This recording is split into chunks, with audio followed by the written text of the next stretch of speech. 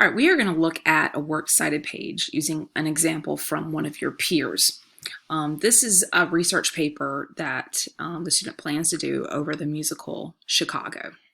So when putting and researching the musical, say if I just put in a tab and I put Chicago. Oh, God. Okay. All right, first I'm not going to really get, because Chicago is the name of a city, I'm not really going to get exactly what I want. So I need to maybe limit my search. Okay. The first thing that's going to pop up is probably Wikipedia on anything that you're looking at. Now, Wikipedia is a good source to go and see some basic information, especially if you don't know anything about your topic. Okay. It's nice as a source. It is not obviously a very good source to cite for your actual essay. Okay. Move this word box a little bit. Sorry, I blocked my my back button with my little recorder thing. Okay. Well, go back. Okay. All right, so I'm going to need to come down and actually look at some sources, and I may want to watch a little bit just because, I don't know, it's kind of cool to see a little bit of your musical.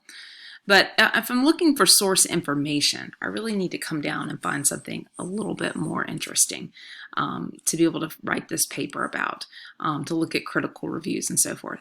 This one has an official site for the musical. It has Broadway.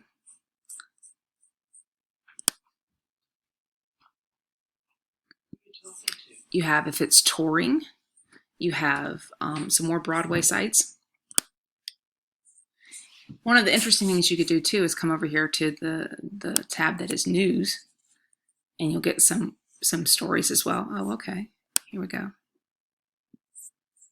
You get students that do the performance. You have auditions, some other things that you may find. All right. Let's look at what this student did for her sources. Found some really interesting ones, I thought, and so I thought I would include this. Making a Murderers, the true stories behind the Chicago. I thought that was kind of interesting. So I clicked the link, and it's, move this over a little bit for you. Okay. As you can see, it's an interesting site. It has the story. It's got great pictures. It gives you a little backstory into it. Just an interesting website. Now that one, as you can see, she cited here. There was an author. There was a title. Okay, the name of the website, the URL, and when she accessed it.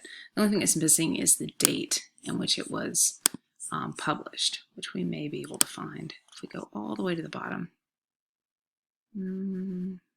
Yeah, 2019. So we could include that here.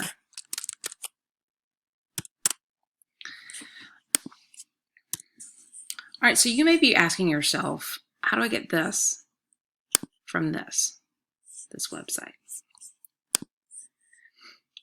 If I find the author, I just showed you where to find the date most likely, but the author is probably going to be either at the bottom or the top. Most of this information is going to be either at the bottom or the top.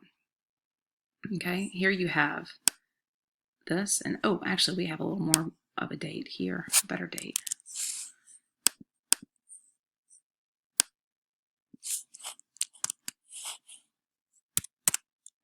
And I do need to change this to the European style just for this. Okay. All right, so we've got the author. You do last name, comma, first name. You have the title of the web page or the web article, whichever you were on, in quotation marks, the website in italics, the date, the URL, and then the access date. That's the date that you looked at it. Now this right here can be found from looking at, if I pull this up for you, this web address right here. So you can just copy that out and paste it in here. That way, say I was interested in this because I was, and some people will be like that. Then they can click on this website and go to exactly where you got your information from. It's a way for people to easily fact check your stuff. So here's what a works cited page looks like. The only thing that's missing here is there should be one more citation, because you should have a minimum of 4, up to 6 citations. So that is the only thing that is missing in this one, although a couple of this is a little off. But for the most part, interesting resources. Finding things with an author is always nice, and formatted right.